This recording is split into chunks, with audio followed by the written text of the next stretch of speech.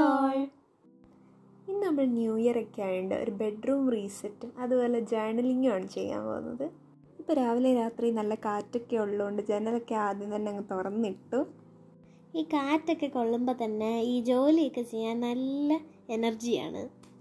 ഇതാണ് ഇപ്പോഴത്തെ റൂമിൻ്റെ അവസ്ഥ. അത്ര മോശമൊന്നും അല്ല, എന്നാലും നമുക്ക് ആ ബെഡ്ഷീറ്റും തലയണയൊക്കെ മാറ്റി ഒരു ഫ്രഷ്നെസ് കൊണ്ടുവരാൻ നോക്കാം.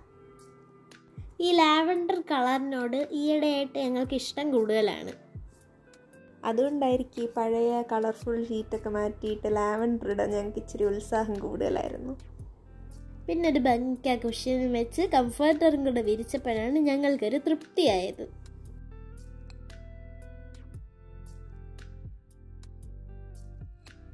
ഇനി ഡെസ്കിൻ്റെ പുറത്തുള്ള സാധനങ്ങളെല്ലാം ഒന്ന് അടുക്കി പറക്കി വയ്ക്കാം. മെയിനായിട്ടും അതിലുണ്ടായിരുന്നത് കുറച്ച് ബുക്സായിരുന്നു. ആ ബുക്സൊക്കെ ഒന്ന് അടുക്കി വെച്ചിട്ട് അതിലോട്ടൊന്ന് നോക്കുമ്പോൾ തന്നെ നല്ലൊരു സുഖമാണ്. റൂമൊക്കെ ഒരുക്കി കഴിഞ്ഞിട്ട് ബുക്സ് ഒന്നും എടുത്തു വെച്ചില്ലെങ്കിൽ എന്തോ ഒരു മിസ്സിങ് തന്നെയാണ്. പ്രത്യേകിച്ച് കുറച്ച് എസ്തെറ്റിക് കവറുള്ള ബുക്കൊക്കെ ആണെങ്കിൽ എന്തായാലും ഭംഗി കുറച്ച് കൂടുതലായിരിക്കും. പിന്നെ എൻ്റെ സൈഡിലായിട്ട് ആ നോട്ട് ബുക്സും കൂടെ ഒക്കെ ഒന്ന് എടുത്ത് വയ്ക്കാം.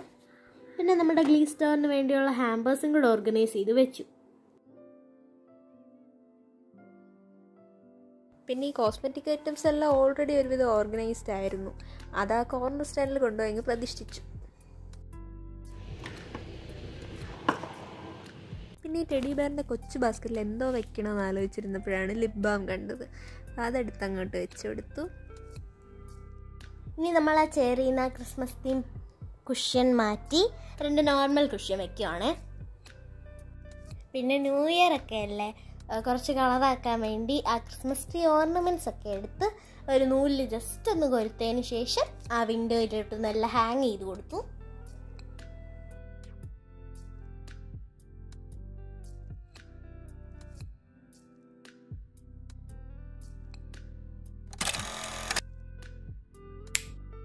അപ്പോൾ ഇതാണ് നമ്മുടെ മുറിയുടെ ഫൈനൽ ലുക്ക്. വലിയ വ്യത്യാസമൊന്നും വന്നിട്ടില്ലല്ലേ, എന്നാലും മുറി കുറച്ച് ഫ്രഷ് ആൻഡ് ടൈഡി ആയ പോലെ തോന്നുന്നുണ്ട്.